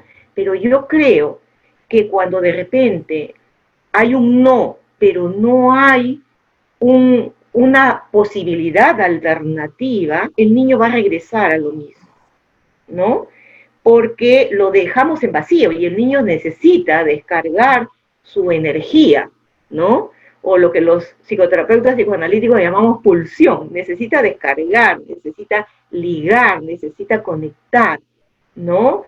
Entonces, de alguna manera es como, la televisión es como perderte, ¿no? Y ahí no, me preguntaría yo si estamos ayudando a un crecimiento más integrado, ¿no? Entonces, de repente, si yo tratar, digamos, de repente de mirar qué es lo que lo puede entusiasmar, ¿no?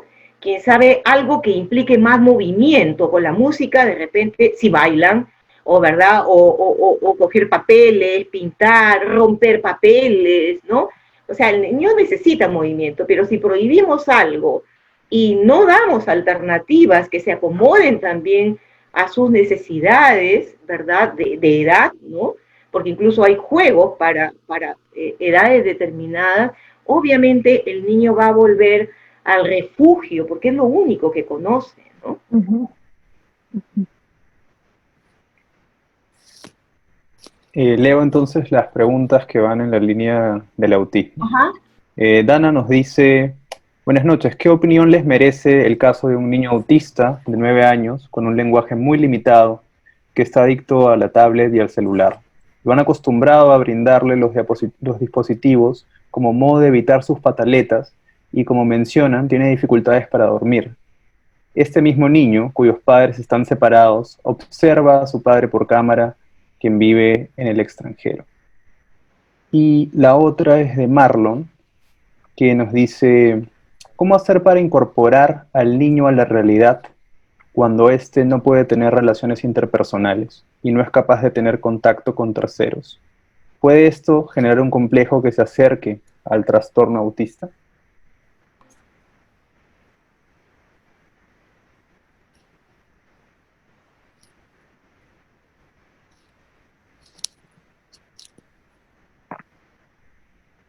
No sé, Regi, si quieres decir algo, si empiezo. ¿No? ¿Tú quieres? Sobre la segunda pregunta, las razones por las que un niño puede estar inhibido para relacionarse son múltiples, ¿no? No tiene que ser muy difícil hacer por esta vía un diagnóstico, no tiene que ser un trastorno de espectro autista necesariamente, ¿no?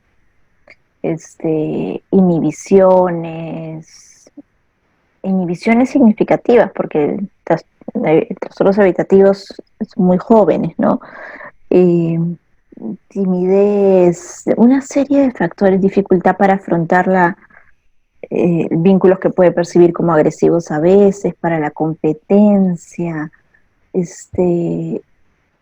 No es que la cuestión autista, digamos, se desarrolle, o sea, es más temprana, ¿no? No es que, bueno, hay un retraimiento y entonces va a desarrollar autismo.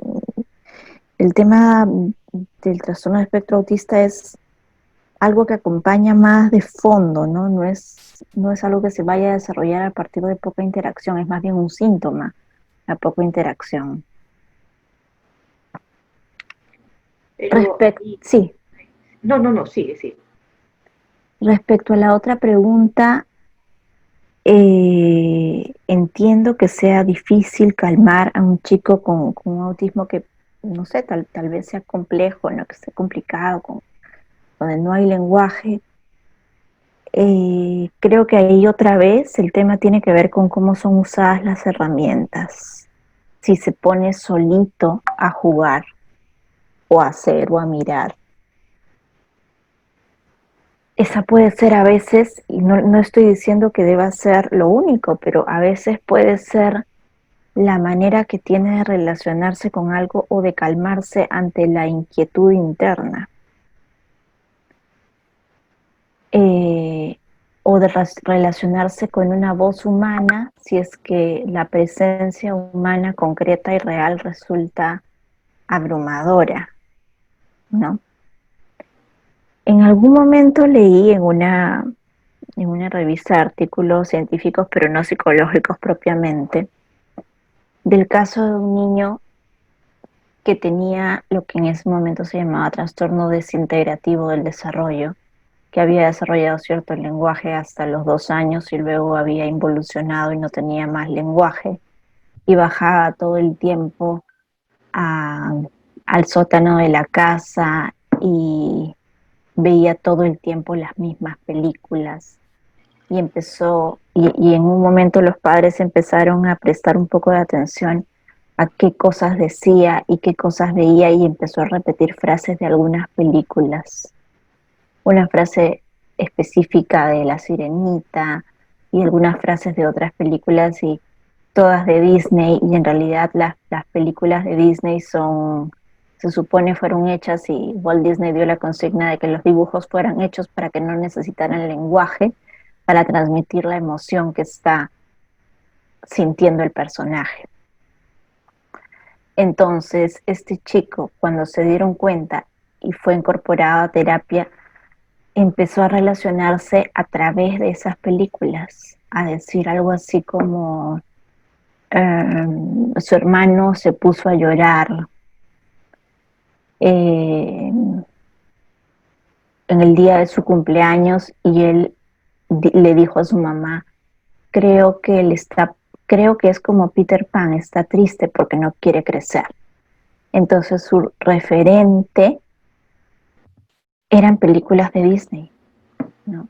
Lo que Aladino le había dicho a Jasmine cuando se enamoró, después él en la adolescencia, y cosas así. Entonces era como prestarse la mente,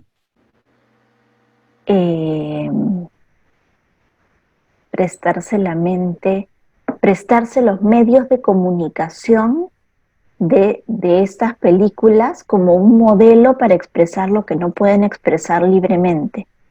Eso es en casos muy circunscritos, ¿no? En los que puede haber una representación y alguien lo puede notar.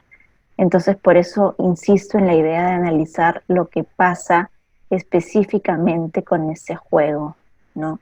Específicamente con eso que está viendo, con esa serie, qué significado tiene y, como les decía, a ver si puede servir para entender algo o para trabajar algo con ese chico.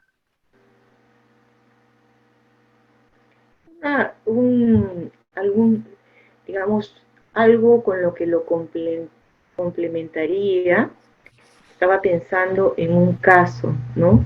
Pero antes es que de repente a veces ponerle un nombre fijo a lo que le pasa al niño nos impide, ¿verdad?, generar otras posibilidades de crecimiento, ya lo cierra, ¿no? Y cómo de repente, obviamente necesitan un proceso, un acompañamiento terapéutico desde muchos ángulos, digamos, comprender la situación desde muchos ángulos, que no voy a tocar ahora, pero sí voy a poner la experiencia con uno de los con un niñito que tuve hace poco, que me dio mucha pena que se lo llevaran, ¿no? Después de Año Nuevo no lo regresaron porque el papá decía, la abuela paterna decía que el papá había sido así. Entonces, que eso pasa, ¿no? En un niñito precioso, precioso. Cuando digo precioso, me ha hecho acordar, perdón que haga el paréntesis, esto de cuando lo que ayuda también a crecer es cuando la mamá se enamora del bebé, ¿no? O sea, lo mira con ilusión y así un poco lo va mentalizando, ¿no? El caso de este niño, recuerdo que la primera vez que viene, la mamá me dijo que solamente podía traerlo a las 8 de la noche. Y un niño no cumplía 3 años, tenía 2 años, 7 meses. Entonces ahí yo acepté como primer encuentro para un poco entender y después un poco acompañarla a la mamá, ¿no? Y ella me decía que estaba trabajando y no tenía horario, etc. El niño llega y recuerdo que entra sin mirar a ningún lado.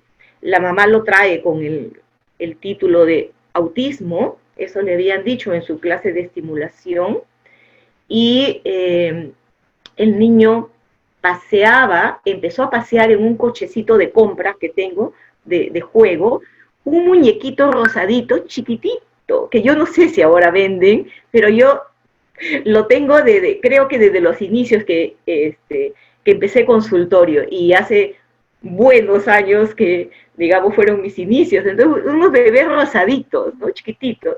En medio lo paseaba por toda la habitación y me hizo sentir que tan solo y tan chiquitito en un espacio tan grande que de repente él no podía entender, ¿verdad? Pero estaba ahí. Y no voy a extenderme en el caso, pero sí fui teniendo las sesiones con él y la mamá, ¿no? Y con la nana también, algunas sesiones, y en un momento él empezó a jugar con las ventanas de la casita, que habían ventanas a un lado y otro, y a jugar a las escondidas, ¿no? Y me hacía acordar cuando el bebé aparece y desaparece, ¿verdad? Hacia los 6 meses, cuando va reconociendo que hay un otro al otro lado, ¿no? Y cuando el niño alguna vez lloró porque había acá un objeto semejante al que él tenía, y obviamente por su dificultad para diferenciar, porque además era chiquito, ¿no? No digamos que solamente ¿no? Se fue llorando, y la mamá no quiso que lo lleve, yo se lo quería un poco prestar y después me lo traía, la mamá le explicaba, ¿no? Y,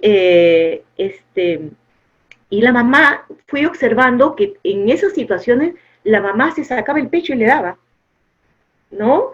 Todo como lo calmaba, pero el niño ya no necesitaba pecho. Un poco para que no llore, el niño no pedía y sacaba, entonces en otro momento hizo una pataleta grande y él cogía el pecho de la mamá, le sacaba ¿no? Entonces ahí un poco empecé a poner palabras, ¿no?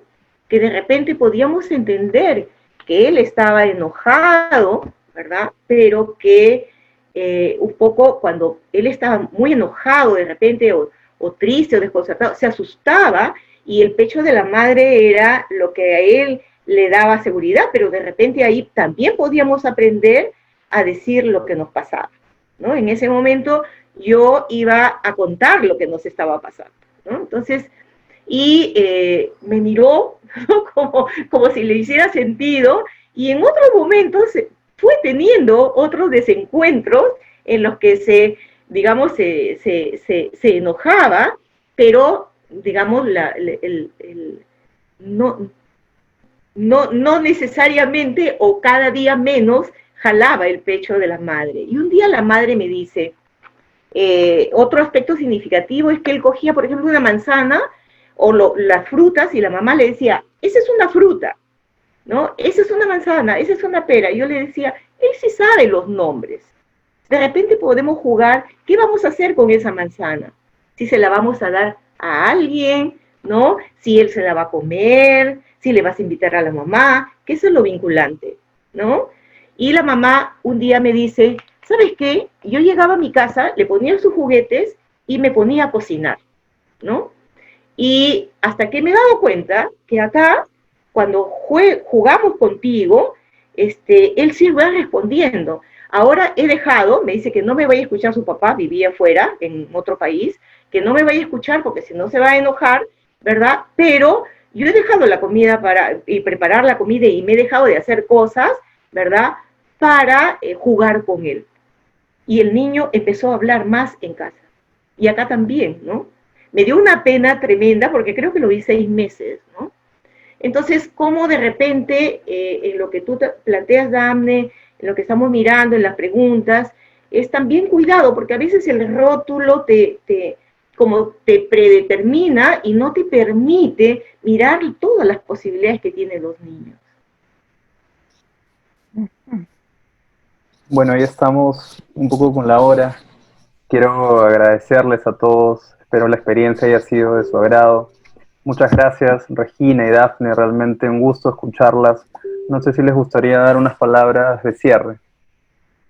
Eh, de repente yo te doy que tengo la ideita acá y que ya estaba hablando, una de las cosas que sí dejaría un poco para pensar es que cuando ponemos normas a los niños y en relación ahora a los videojuegos, a los dispositivos electrónicos, es que aquella norma que pongamos tiene que guardar coherencia con lo que hacemos, porque si no el niño no la va a realizar, ¿no? Entonces somos un modelo realmente para los niños y el niño registra no la palabra, sino la coherencia entre lo que papá, mamá, cuidador dice y concuerda con la acción de este padre. Y en automático, no necesitamos darle muchos sermones a los niños, en automático ellos van a terminar integrando este aspecto. Yo cerraría ahí, y lo mío cierro ahí. Sí, Regi,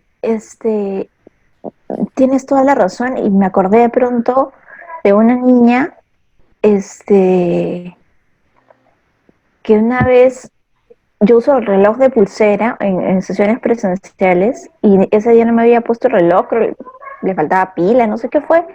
Entonces, para tener una idea, y el reloj de mi consultorio también le faltaba pila, entonces vi la hora en mi celular y solamente vi la hora en mi celular y ella me dijo, Miss, ya estás en tu celular, Ah, ¿no?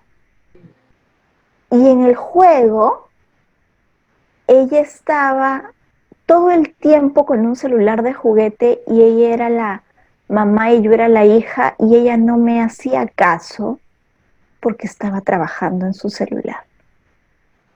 Entonces, efectivamente, este tema de la coherencia de lo que transmitimos, es fundamental, ¿no?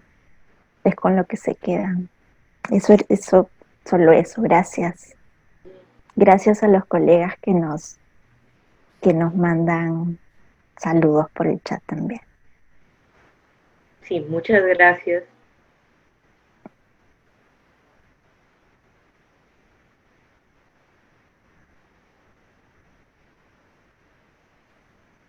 Gracias a todos y nos vemos en una próxima oportunidad.